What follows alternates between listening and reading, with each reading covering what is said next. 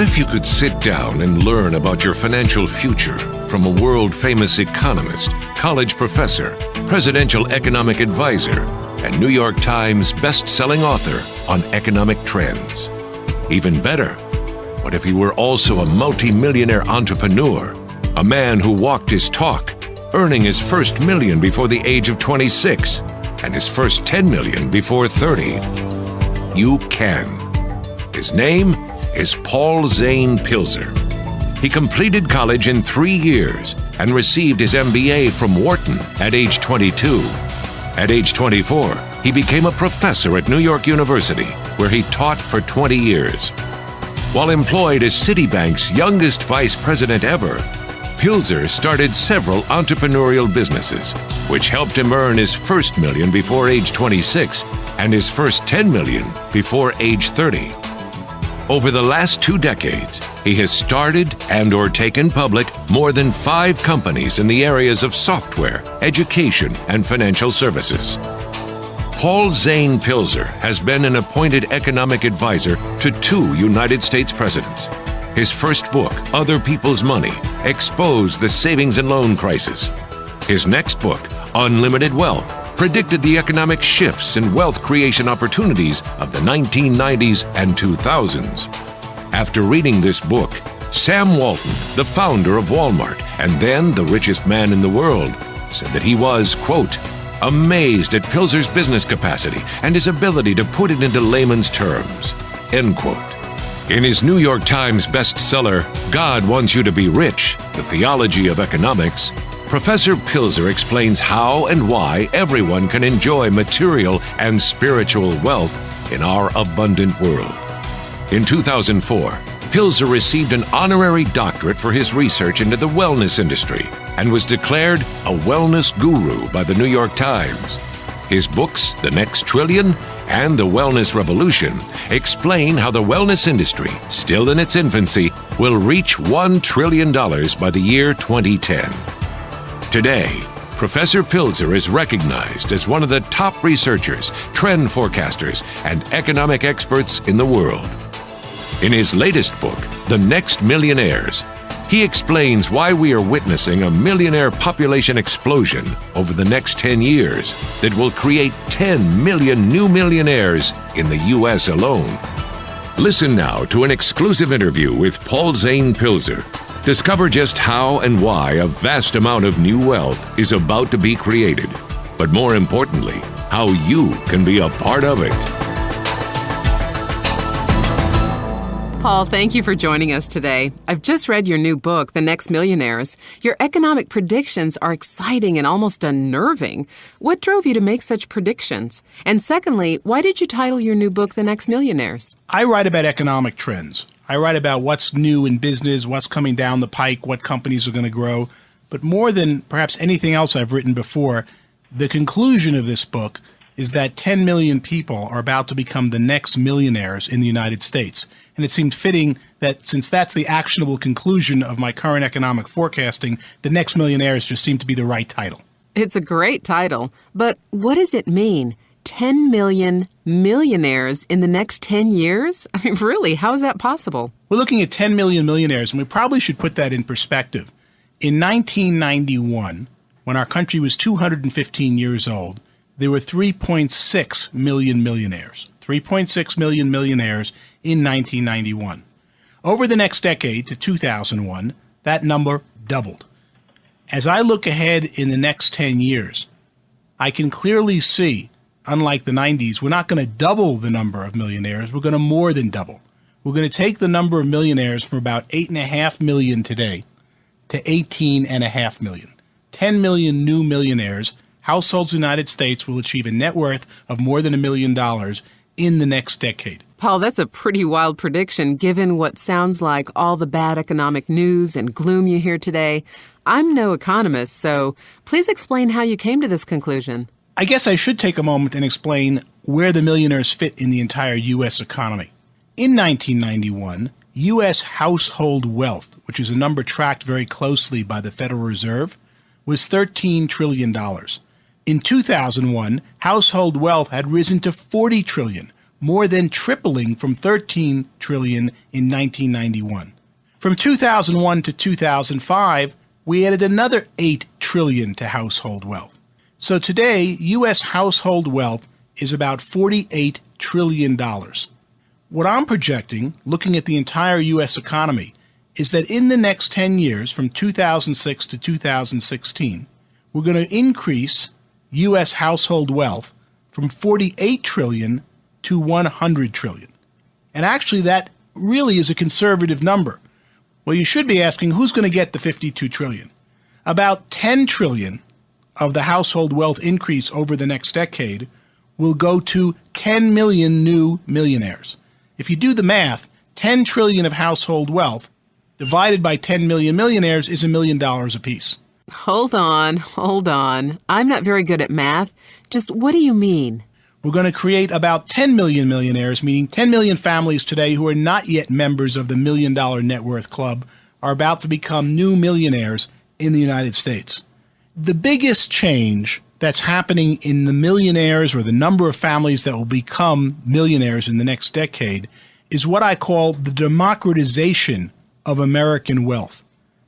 If I was talking 50 years ago and told you the economy was going up X billion or trillion dollars, you just assume, oh, the Rockefellers, the Astors, the Vanderbilts, the people with the money are going to get all that wealth. And yet in the 1990s, we more than doubled the amount of U.S. millionaires in just a decade. And what we're really seeing is a democratization of who's getting all the money. The reason is the people with the most money today often didn't have any money when they were born. Run through the people today who are the richest people in America. Virtually none of them had $1 when they were born. Whether it be Sam Walton, because his descendants, when you look at his wealth, would be the absolute number 1, 2, and 3 wealthiest people in the United States. Or you jump to Bill Gates or Steve Jobs. None of these people had any money. They were middle-class people when they were born, and in 10 or 20 or 30 years became the richest people in the world.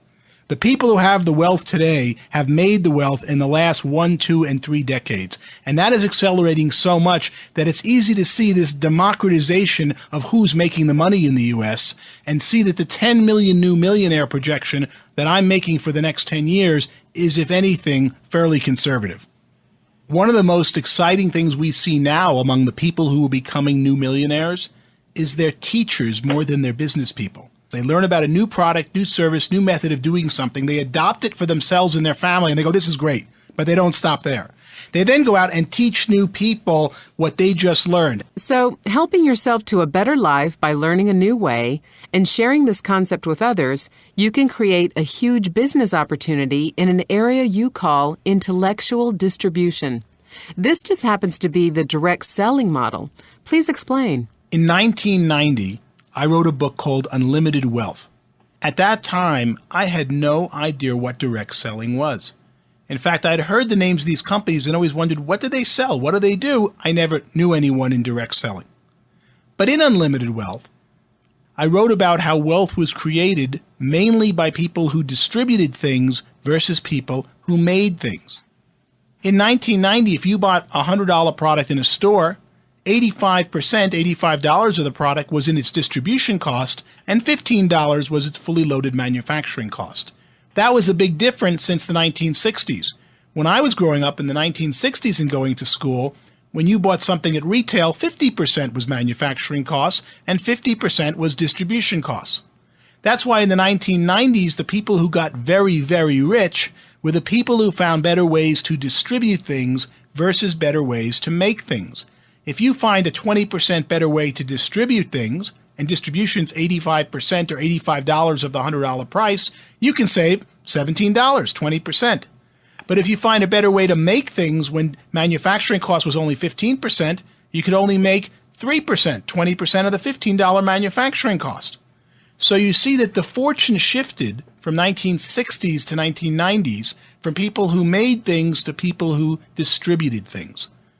In 1961, Sam Walton left his store, retailing had been probably one of the oldest business professions, and went out to find a better way to distribute retail goods to rural America. 30 years later, his company was not only the largest retailer in the nation, he was the wealthiest person in the world. The reason he was able to do that is that if you look at a product in the 1990s or today, about 85% of the retail price of the product is made up of the distribution cost, and only 15% is manufacturing. Or a man like Fred Smith in 1976 who started Federal Express, an airline that refused to fly people. It only flew little packages and envelopes and boxes, and he became an overnight billionaire. Or Ross Perot, who was known for EDS computer business, where he made $4.5 billion very quickly, but it's a computer business where he never made software and never made hardware. EDS distributed other people's hardware and other people's software to consumers who needed them. So the great fortunes of the 1990s, I said, would be made by people who distributed things. That's when I heard from the direct sales industry. And they said, you write about distribution, and that fits our model.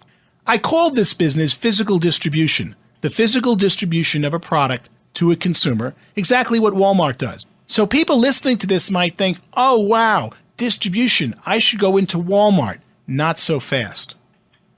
The opportunity I've been writing about for 2 decades in physical distribution and all those people who made fortunes in physical distribution has come and gone. Walmart does a very good job taking a very good product all the way from China and bringing it to every neighborhood in the United States.